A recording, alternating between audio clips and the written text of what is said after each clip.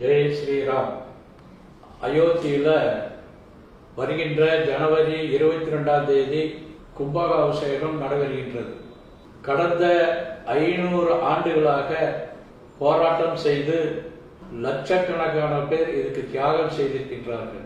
இந்த தியாகத்தின் முடிவாக சட்ட ரீதியான போராட்டங்கள் செய்து அந்த இடத்துல ராமர் கோவில் கட்ட வேண்டும் என்று முடிவு செய்து வர ஜனவரி 22 மிக பிரமாண்டமான கும்பாபிஷேகம் நடைபெறுகின்றது.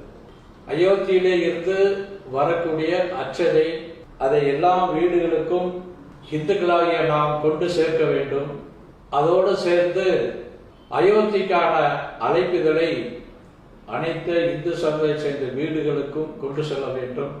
22 அந்த கும்பாபிஷேகத்தை ஒரு கோயிலிலேயோ பொதுவான இடங்களிலேயோ ஒன்று சேர்ந்து ஸ்ரீராம ஜெயராம ஜெய ஜெயராமா அப்படிங்கிற கோஷத்தை 108 தடவை ஜெபம் செய்ய வேண்டும்.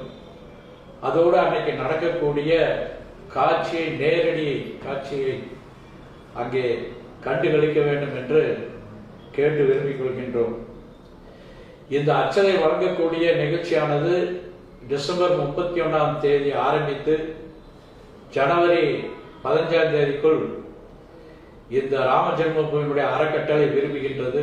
அந்த பணியை நாம் அனைவரும், அனைத்து இந்துக்களும் கொண்டு சேர்க்க வேண்டும் என்று இந்து முன்னணி சார்பிலே இதை வேண்டி கொள்கிறோம்.